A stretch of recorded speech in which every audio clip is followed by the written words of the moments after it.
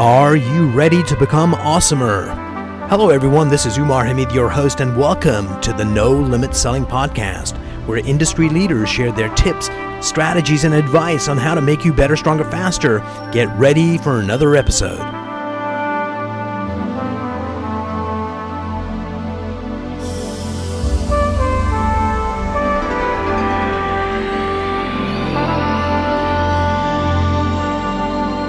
Hello, everyone. Today, I truly have the privilege of having Steve Nudelberg here with me today. This is going to be a great conversation. Steve is dynamic. He's a master of his craft. Steve, welcome to the program. Thank you so much. You know, the power of the world, the social media world that we're living in. You and I didn't know each other a month ago, but through the power of social media, we now know each other. A week ago. Literally, it's been less than a week. Okay. See, but it feels like we've known each other for a really long time, right? Well, you never know what that first conversation will sound like or look like. Ours was matching wits, like a tennis match. And, yes. We have mutual respect for each other. And I think there'll be some good things that happen. Brilliant. And before we start recording, I was commenting on your family wall behind you, and there's these picture printouts stuck over the other more permanent pictures, and you had told me that you update your photo wall to inspire you. Tell me why that's important to you to keep that family wall updated. So I think people discount the power of environment. Where you work matters. I'm a detail guy in the process. And so when we work from home, I want to make sure everything around me supports my mental breathing, if you will. And in this particular case, my family continues to grow. We've had tremendous, relationship things happen over the last 10 months. It's been a real positive for us. And so I'm going to reflect that on the wall and as a reminder of why I do what I do. So you may not know this, Steve, but you can go without food, a human being, for a couple of weeks before we die. And you can go without water for days before we die, but you cannot go without breathing for more than 10 minutes, unless you're like an Olympian or something. And the reason I share that silly little thing with you is you said your environment lets you mentally breathe. That's how critical it is that we do not realize that our surroundings, what we surround ourselves with, literally allow our mindset to blossom or to wilt away. You know, it's interesting being in the space that I'm in now. I'm a career entrepreneur. I've spent 40 plus years with a couple of really nice wins and a lot of failures to lose from, to a couple of big failures to really just continue to learn. But, I think people are always looking for a silver bullet, something that's going to change their life. It's the details.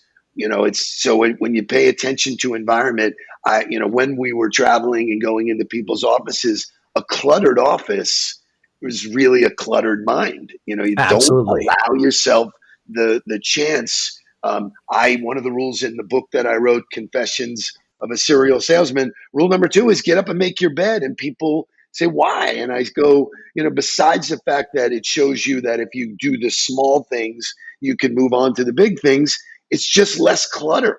I want to get dressed with my bed made. So I'm not sure which band it was. It was like one of these super mega bands. And one of the things that, as superstars want, we want M&Ms in our green room, and there can't be any brown M&Ms in that bowl. And you probably know the story, and it was very much that if there were brown M&Ms in the bowl, it just gave them an indication that they probably haven't set up the stage properly. Because if you don't do the small things right, it's a clue that you're doing the big things not right. I can validate that story because we had a client, and there's a story for everything, which is the best part about life. I had a client that we did tremendous work with who was going to have his 50th birthday, and he said, I'm a huge Three Dog Night fan. Can you guys produce a Three Dog Night concert? And as great salespeople, sure. Yeah, of course we could do that. I got in the car and was like, we have no idea. We wound up producing a concert in the gentleman's backyard, which obviously could hold the audience that he had. And one of the requirements was they wanted all yellow M&Ms. And I was like, why would somebody want that? And we were fortunate enough to learn that they pay attention to the details, which I loved. I was like, so in your life, in your sales, in no matter what you do, if you don't pay attention to the details, there's no shot that you're going to get to the big stuff. Absolutely. So before we get into the subject we're talking about, I'll just share a story too. I think this is what we might be doing today. Is one of the best events that I went to back when, the tech industry was like pouring money to make things happen. Went to this event at Camp Pendleton. And so we got bussed into Camp Pendleton on the beach. And we're there like, okay, what are we doing here for this event? And all of a sudden you start hearing Wagner, and these marine assault vehicles, amphibious vehicles, come out of the sea and come onto the beach. And we got a chance to kind of take a look at those. They had a great barbecue. And as entertainment, they had Hall & Oates for like maybe 500 people being entertained by Hall & Oates. That was like the best event ever. And so let's get into mindset.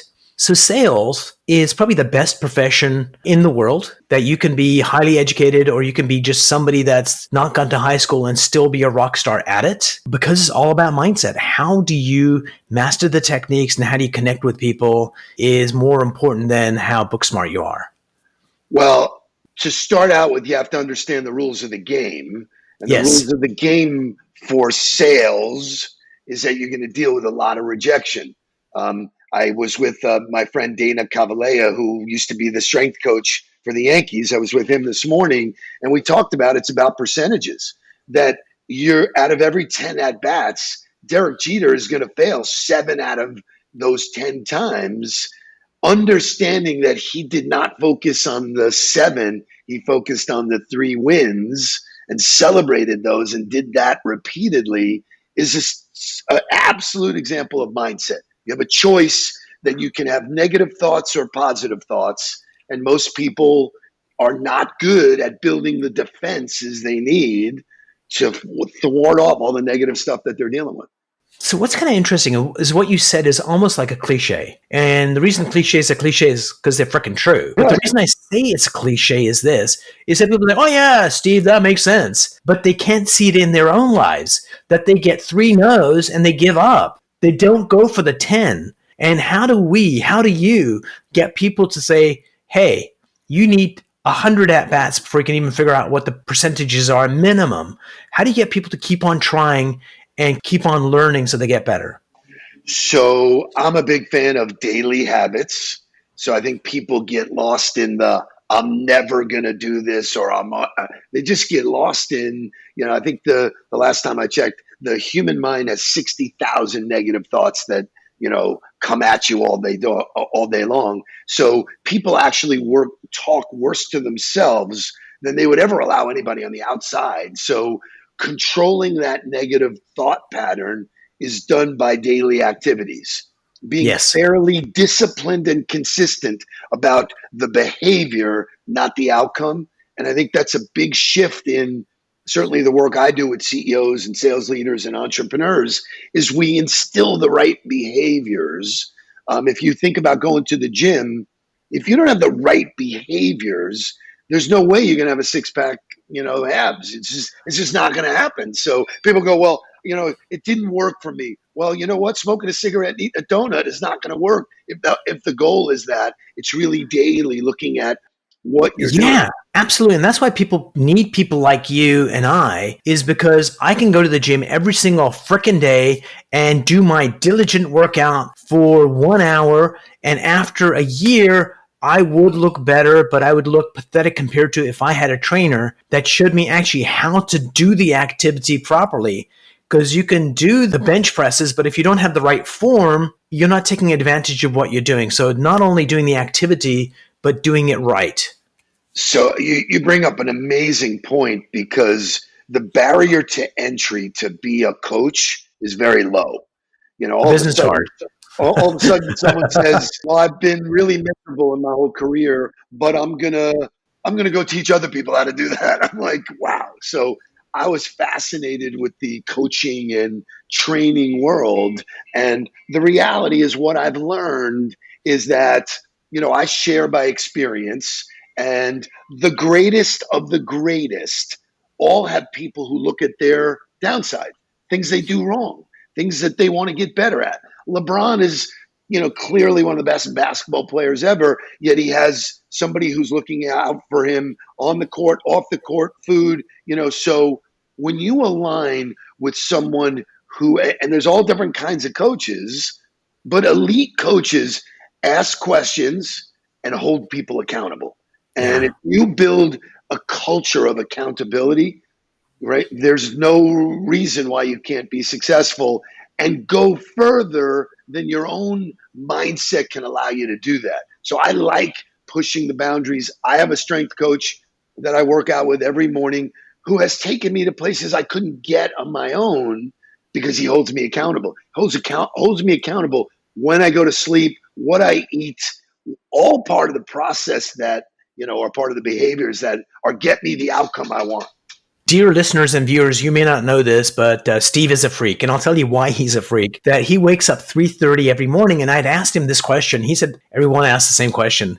What time do you go to bed? And the correct answer would have been, you go at 6 o'clock or whatever that time is. But Steve said, no, I go to bed when I'm tired. And that's organic, and that's your body telling you what you want. So can you speak to the connection between mindset and also listening to your body, how those two things tie together?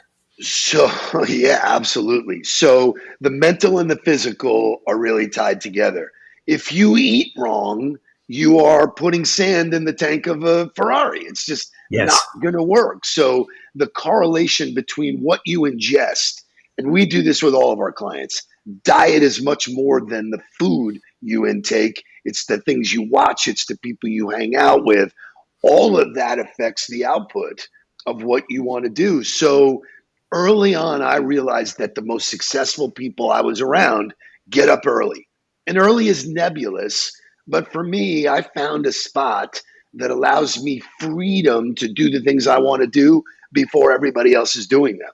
So there is a charm to being first, and I Yes. control that. I control the controllables. What can I control? When I get up, and then I have a set list of activities, very much like when people go to the gym and they do sit-ups and push-ups and whatever.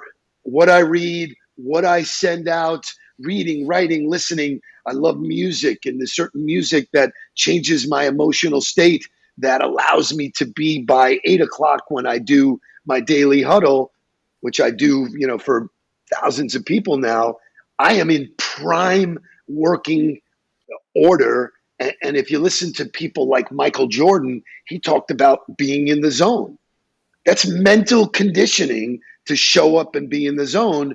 But some people allow themselves, I'm not feeling it today. I'm just going to kind of get through today or mail it in. And the only people that they're hurting are themselves, because I believe all of the magic happens when you show up as a 10. So that's controllable. You can do that. Now, if you eat wrong and you eat late and you drink and you smoke and you do all of these things, it will hamper performance. Simple. Absolutely. A friend of mine was telling me that he noticed that his dad, has some really nice guitars, and a particularly very nice guitar, and he's not been using it for a while. And he dabbles and he goes, Dad, can I have that guitar? Expecting his dad to say, sure, son, here you go. And our hero asks his dad, and, he's an adult, so he's asking his dad, and his dad says, not yet. What I want you to do is go to the guitar store, get a new set of strings, the most expensive set of strings you can find, put them on your guitar, practice every day for 90 days, and then you can have my guitar.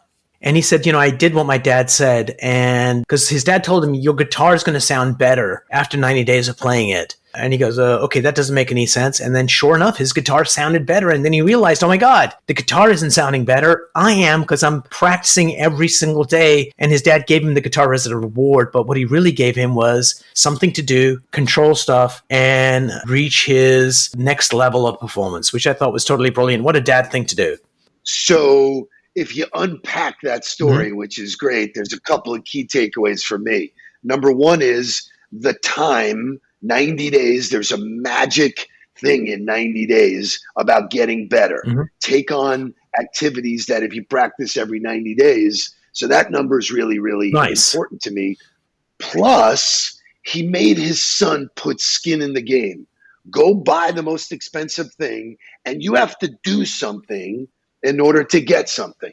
because we live in a world of, I want it now. Here's my credit card. I'll take it. No skin in the game. So, I think if you're willing to invest in yourself, and investing in yourself is time, money, everything that it has to do, you'll get the results. And so I love hearing stories like that, because that's where real success is. It's really not sexy. It's really not, everybody wants a silver bullet overnight. I'm 61 years old. I'm an overnight success. No, I've been doing this my whole life, man. I've had ups and downs, and Yeah, and every single overnight success that there's ever been will tell you, I am an overnight success. After the 15 years of dive bars and perfecting the craft, we became overnight successes. And it's more to do with getting your expertise up, and then finally you get to this level, because you talked about mindset and Jordan. There's this quote from Einstein that I love simplicity on the other side of complexity. Like, you can be simple and be like suck. Then you figure out the complexity, get to the other side, and you make it look easy. And you get to that place of thinking without thinking, the state of flow. And that's a magical place to be. And you can only get that from dedication, hard work, and tenacity. So clearly there's no substitute. This is what it takes to do well. So, when I look at all of the greatness that has preceded me, success leaves clues. So, my whole process and what we work with clients all over the world on basically has 4 steps. And people go, that's it? I go, yeah, not some buzzword theory BS. 4 steps done every single day. That, so the magic comes in the discipline and the consistency, not in some newfangled, we're going to run up and down and do, this is pretty simple stuff. And if you master the basics in whatever you do, that opens the door to so much. Hence, mastering your calendar is one of the best things you can do for yourself. And when we do that with people, it creates freedom. Freedom creates massive income. It's not the other way around. So hold that just for a second, that thought. What a lot of people think is, if I lock myself down on my calendar, or if I get a process, it's going to take creativity away. It's going to take the magic away. I'm not going to get my best work. And that turns out to be bullshit. Correct. The people that are, so where do you think we get this in society that, what you just suggested, master the calendar is the fundamental underpinning of all the greats that have ever been, have done that. Why do we have this disconnect from what we learn in society and our culture that that's not the case? So it's been drilled into us that in order to get better, you have to do more.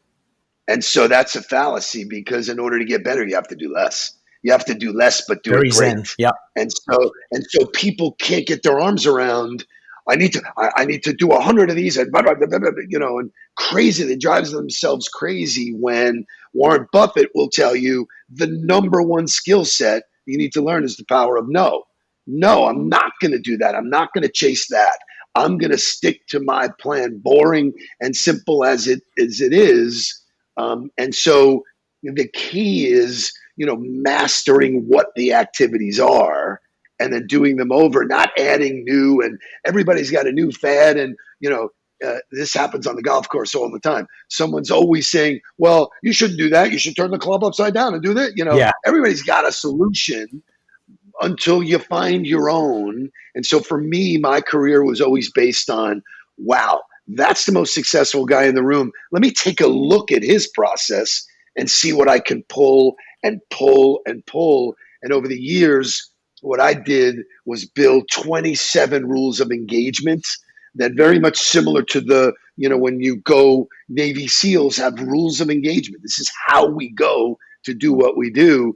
My book, Confessions of a Serial Salesman, is 27 rules. And I know for a fact that if I'm not performing well, I can go back to the rules and say, I'm violating which one am I not doing? 49 or whatever, yeah. Right. Brilliant. I'm not doing this, I'm not doing that. And just start doing that again, going, okay, I got away from it. Let me go back to the process, and the process always delivers. So what's interesting, Steve, is that the most powerful thing we can do is do something, because doing something allows us to disconnect from our mindset a little bit and go execute. And the reality is this: if you're doing the right things, you get the right mindset. They're interlinked. And when you gave that golf example, sometimes we're not getting the results we want. Instead of doing what we need to do, we go, oh, I got to try this new thing. And it distracts us from what we need to be doing with this newfangled thing. And after 3 months, it's like, oh, that's not working anyway. It's the thing wrong, not me. And so how are you feeding yourself? Are you doing the right things in the right way, or are you doing other things that distract you? And that's a question you can't answer all the time. And that's why you need someone like Steve to go, dude, smack. You're focusing on the wrong things. The biggest challenge in coaching is buy-in. Someone has to be ready to let go and give it up for someone else to look and for them to take that advice. I mean, back in the days when, I owned the marketing agency, we would go in and a month in, the client is telling us what they think is right. And I go, whoa, time out. You hired us for our expertise. We should just leave the room. Well, you don't need us. No, I don't know. Then why are you holding on? Let go and let somebody who is a professional help you get the results you want. So the first step of great coaching is to be coachable. Yes. If you allow yourself to be coached and share in wisdom, I don't ever tell a client you have to do this. And I don't give opinions, because opinions can be right or wrong. I give perspective. The reason why I can give you perspective is I've been successful. I've done this over and over. I've seen it. I've done it. I know what I've done wrong. So I bring all that to the party. And then it's a chemistry test. I'm not right for everybody. I spoke to a coach yesterday who connected with me from Barcelona. Oh, nice. And her niche, which is the power of LinkedIn, her niche is energy. She unlocks energy blocks. Nice. And she explained it to me, and I was like, that is a really cool thing, because if you're not bringing the energy, you're going to feel tired all the time. You're not going to be able to perform at a high level. And it was such a cool, she was a successful entrepreneur who sort of unlocked all of this. And she went through all the coaching, the training, for IFC or whatever the governing body is. But she has real-time stories that she can share with people.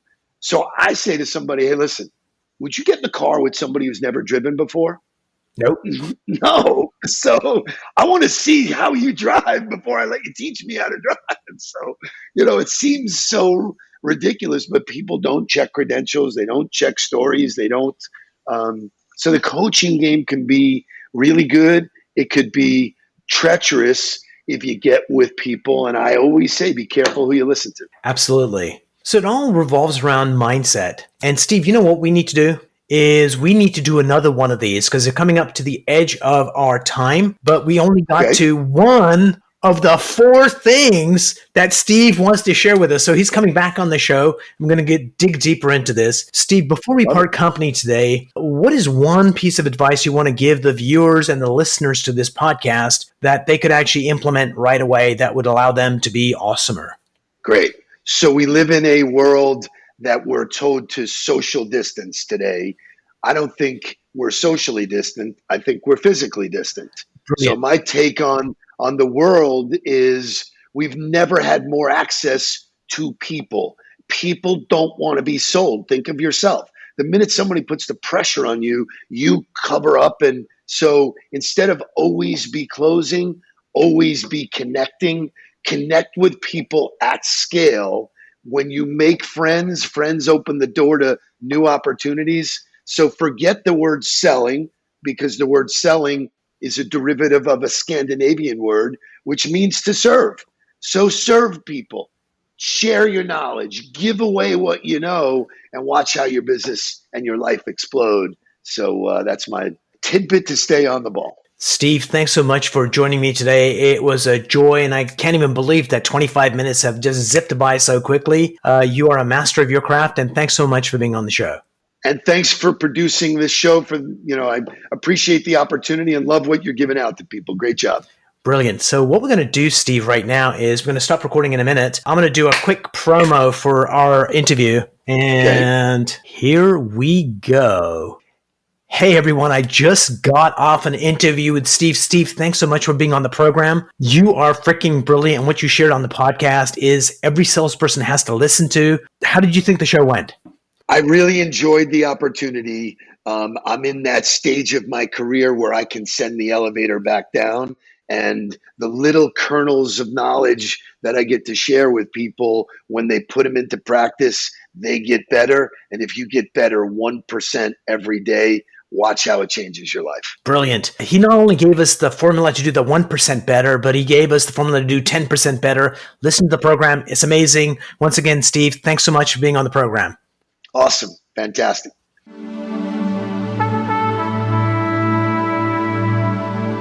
If you enjoyed this episode, please go to iTunes and leave a 5-star rating. And if you're looking for more tools, go to my website at nolimitselling.com. I've got a free mind training course there that's going to teach you some insights from the world of neuro-linguistic programming, and that is the fastest way to get better results.